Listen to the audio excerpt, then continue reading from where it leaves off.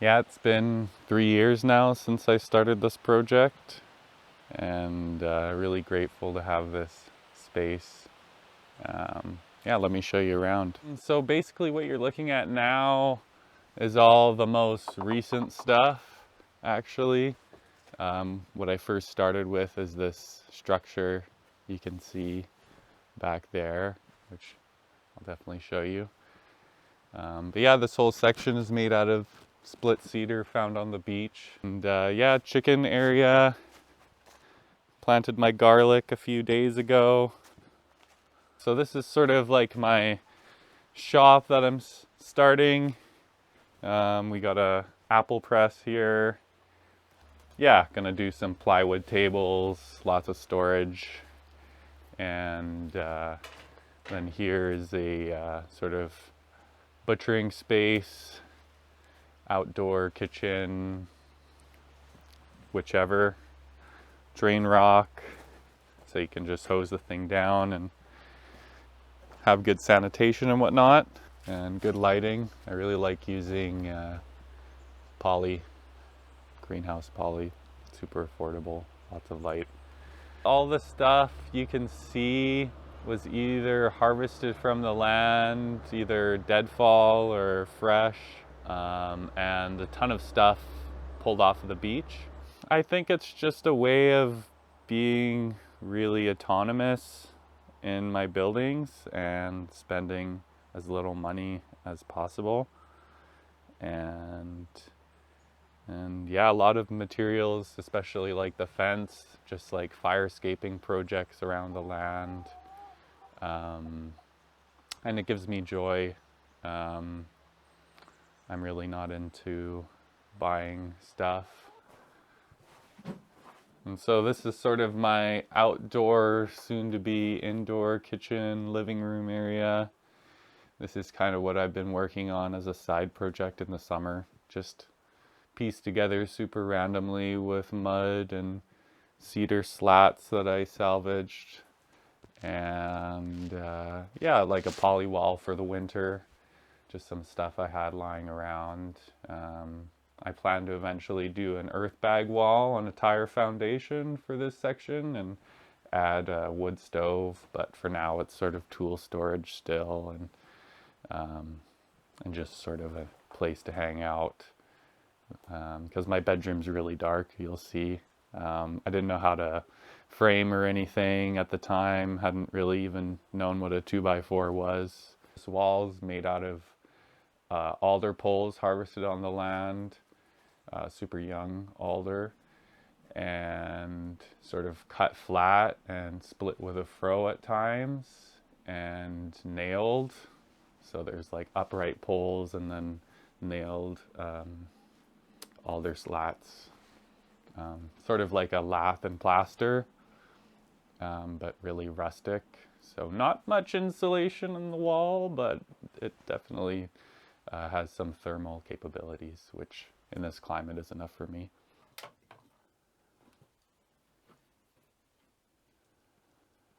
Welcome. It's a lot brighter than what it normally is in here, but I'm happy to show you the space. So sort of the epicenter of my space is this super ancient wood cook stove. Works really well. I hope I get many more years out of it.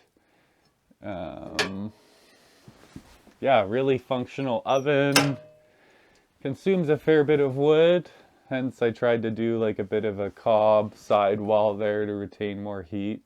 And this is sort of my main like winter kitchen most of the time. Sort of pantry area, very, very simple. Herb drying racks, places to dry hides and clothes, different medicine that I'm harvesting throughout the year. And over in that section there, it's a bed frame that I made out of alder and hemlock on the land. And I use the underside to store, things like vegetables.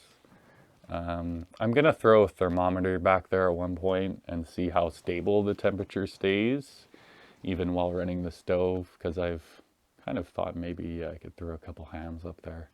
So the construction consists of post and beam. But the main structure we're seeing is like a post and beam roof, 6 posts, 3 beams, 2x6 rafters, poles sitting on sort of homemade sonotube that goes down into the earth. And the building itself is on an old logging road. So completely around me is like all this sand, really fine sort of concrete building sand. So all I've had to do is sort of build holes, or dig holes, excuse me, and sift a bit of sand and mix that with some local clay from a nearby farm. That was very affordable to bring here, and mix a bit of straw and horse manure from across the street. Friend has a few horses there. And yeah, most of the walls, I guess 2 out of 4, the large sort of blocks you see are straw bale stacked on a sort of janky homemade concrete foundation. But they're really short walls. They're really not that heavy, and they're coated with mud. And then sort of that wall you see behind the wood stove there is wattle and daub with bamboo weaves and some cedar, hemlock, a bit of alder. And yeah, and then the floor is sort of a recent thing. Wish I could have really finished it off more. It is super rustic, very much a peasant's hovel. But yeah, big hemlock rounds, cedar rounds, clay manure mix. I'd say it's like 2 out of 4 layers done. But since it's sort of getting into winter now, I'll have to wait until next year to finish it off. So I finally caved and bought these Amazon battery powered lights. Do you mind showing me them? Oh, yeah. I don't even know if you'll notice them. There are these little things up here, which I don't know if you can even see them right now. I usually just run a candle or two if I have friends over, but mostly I use these now. And just like a red light headlamp. I kind of like my darkness when it's dark, and I spend most of the day outside. There's very little time I spend in here. In the morning I get up, make something hot, eat some food, and start doing stuff, and then when it's time to rest, I come here and I rest. Water, there's sort of a gravity feed system with really reliable feed. It gets filled up every so often. The land I live on is actually on the grid, but I haven't chosen to plug in generally. I just tapped into the water line, so it's gravity feed for me here. And I did get frozen out last winter, and then in that case, I resorted to going down to the gully and hiking up water, which I find to be really, really pure. Different water source, but just as reliable in my opinion. And yeah, I've thought about a couple times doing my own pump with a little Jenny up here, but I haven't really seen the need. It's kind of funny, I guess. I keep like my milk and stuff out here. I got my milk and I got my mayo. And my cat's like summer beds out here. And I guess something that's kind of efficient that I didn't really think of is, you can grab your firewood just through the window, because, it runs the show over here. So washroom, there's a functioning outhouse, and if we get to it, there's actually a composting toilet I'm constructing right now, but the current outhouse is still got plenty of time left.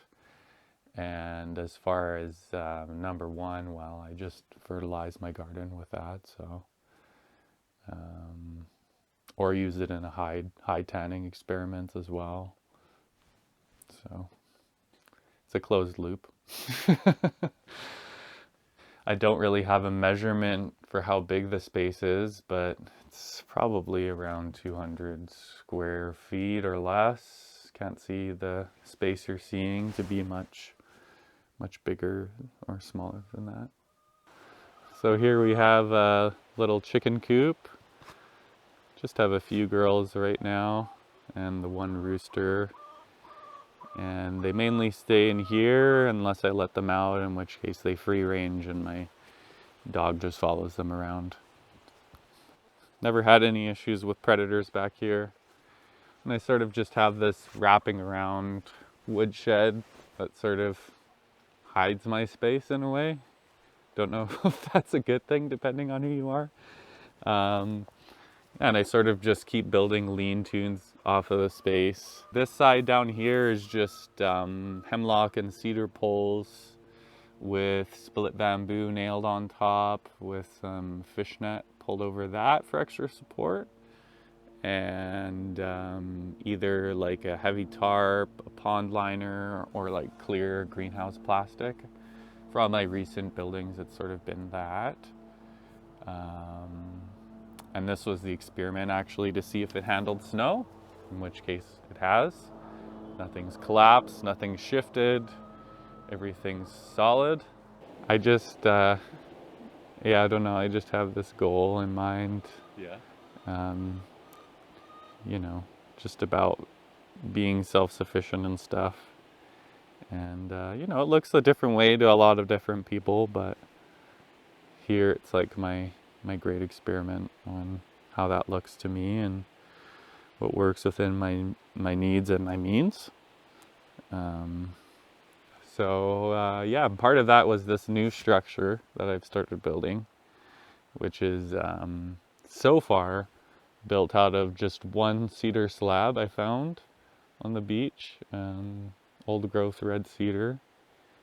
And the structure is actually like a big bunny enclosure for meat rabbits. I do a lot of hide tanning as well with bunnies and think they're really beautiful animals, and I think they could be a really great closed loop food source where they're actually able to be fed muchly from our own hand, from food we can grow here. So yeah, this is stage one of it. It's going to be built just out of this split red cedar with wire mesh on all sides. I'm going to be raising them colony style because I don't really agree with super small cages, and I'm going to start with just a small colony, hence the size, which I think should be ideal. Wire ground with built up turf. I think you can see some of the turf there. I have a big pile of it over there. Once the wire's down, I'm going to throw the turf back over the wire and then build up from there and make the space just super easy to clean, super simple and super safe for the bunnies. And just got some of next year's firewood on the go, which was sort of just part of taking out a danger tree that was down here. There was a big dead hemlock, and we kind of have a wood-fired jacuzzi that's usually here in the wintertime, so I felt like the best thing to do would be to take it out before it rots.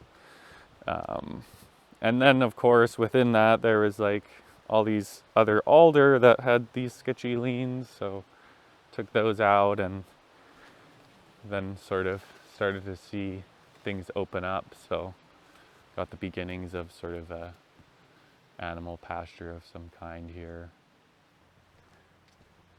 Got the cedar hunting skiff over there. You know, thanks to the food system, there's all these dumpsters around all over the place, and organic produce. Pigs love it.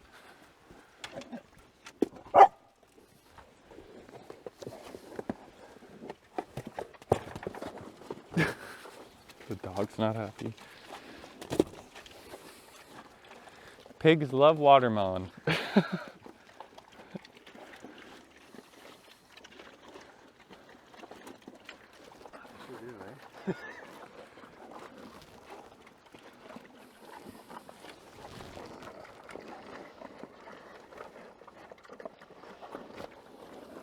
Yeah, so this is a garden that's shared among a few of us here on the land, and it's always developing, always changing.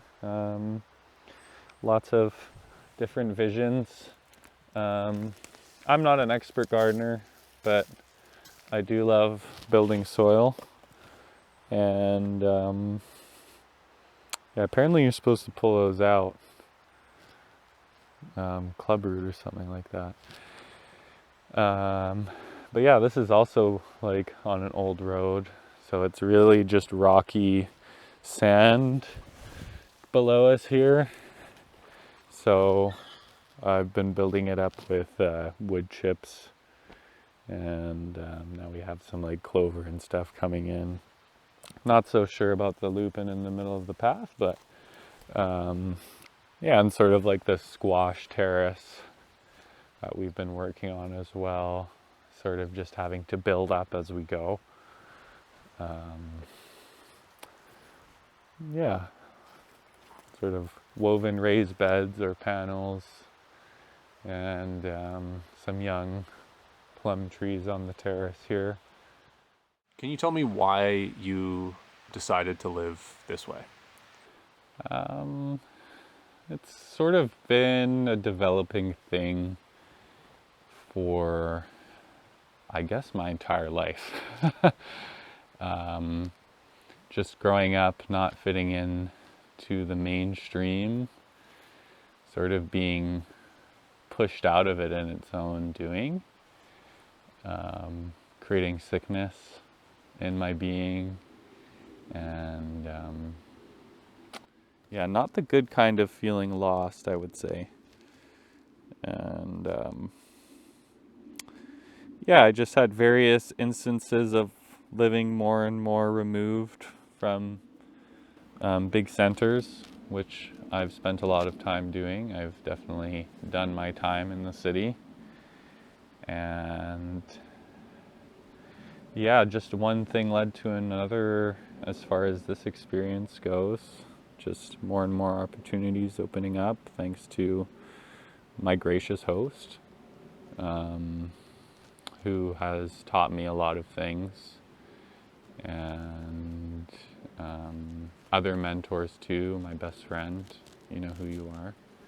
Living this way gives me a lot of financial freedom, but it also gives me a lot of freedom as far as what I do with my time, because through this lifestyle I've been able to analyze what's enough and what my needs are on a very basic level.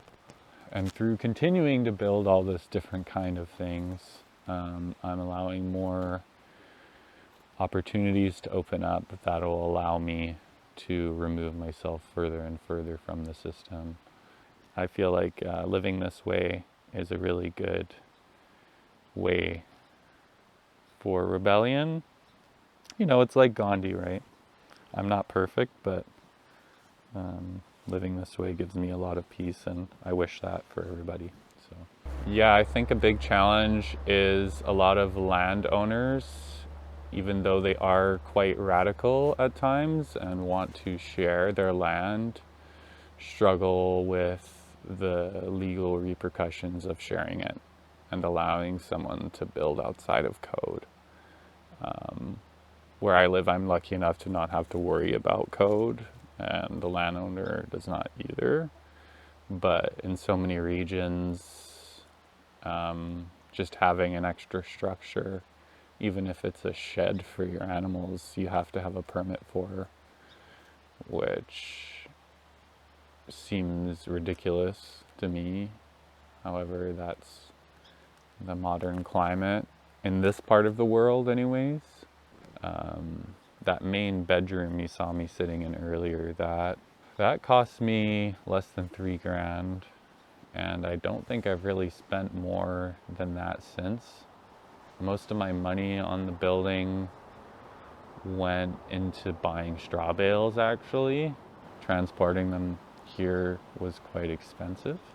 I didn't really need to spend all that money. I could have built with these other techniques. Not that I regretted it, it was just a learning curve, right? So I I don't think I've even spent close to 5 grand on everything because I just find and make my own stuff now. So it's just my time, which is, the most precious thing to me. Like, I work a lot in the week doing odd jobs, but my days off are precious because it means I can do my own projects and just enjoy nature. Definitely my physical health is a big one because living this way, I'm always using my body, and it's allowed a heightened awareness in my physical body. So I'm feeling fit and limber. Should probably do more yoga, but it keeps me active in a good way. And yeah, definitely the mental health is a big one. Just lots of time to reflect and stay connected with oneself. It's been a really big one. Definitely some of the challenges have been earlier on, living, the first couple years, trying to stay ahead on firewood was a big one, and trying to build stuff to get ahead, to be in like a warm space, just always fighting the weather. But now I finally feel like I'm in a comfortable space. Like, I have somewhere to dry stuff, I have somewhere to cook, I have plenty of fuel. And then, of course, trying to work outside of the system, doing as many cash jobs as possible. That takes motivation, and that is a challenge too. Staying motivated to keep on your personal hustle, build up your own skills. You know, if you don't like where your tax dollars are going, then do your own thing, you know? That's a way to protest too. Yeah, big one with self-reliance is it's really fucking hard and impossible to actually do that on your own. That's the big thing I've realized. And it's fairly idealistic.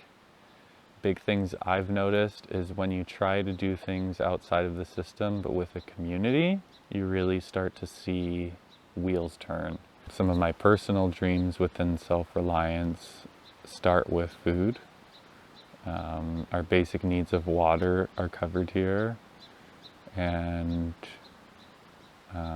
as far as building stuff, we have everything we need. Being reliant, self-reliant in your building, your food, and your water, that sort of puts you in a place of being able to trust your own hands a lot more. And that's a really liberating feeling.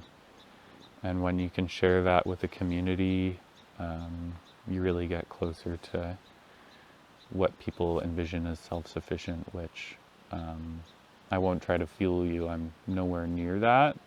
Maybe compared to someone living in the city, I'm fairly self-sufficient, but I get my rice from Costco. I get flour through bulk order, but I do make it my mission every year to grow more of my own food. I think some things I've learned about myself are definitely that I can be more resourceful and resilient than I initially thought, especially when I was living in the city. And that you can learn things anytime if you really care for it. And definitely I learned that I'm more stubborn than I realized too, because I don't think you can really live this way without being at least a bit stubborn. Well, if you don't have money, I think the best thing you can do is honestly look on Workaway or woof.com. because I've been wanting to do this sort of thing for quite a few years now, but could never afford my own land. I was always scheming with friends, trying to buy some cheap parcel somewhere and ready to just sort of leave it all behind just to actually have a piece of land, you know, like New Brunswick or whatever. And I was like, oh, I really love this part of the world and want to be here. So I think the best thing you can do if you really want to live this way and you want to know these things is to just go out there, apply, try to find something that works with you and your host, because you really never know the kind of opportunities that are out there. There's a lot of pockets of land that need people that care and want to share skills and build together. Though I am able to acknowledge that I'm very lucky and super privileged to have what I do. Thanks for watching, and if you enjoyed this video, please share it with a friend. Also, if you want to watch more alternative dwellings, we got a playlist popping up right here, and we release new episodes every single Sunday, so consider subscribing.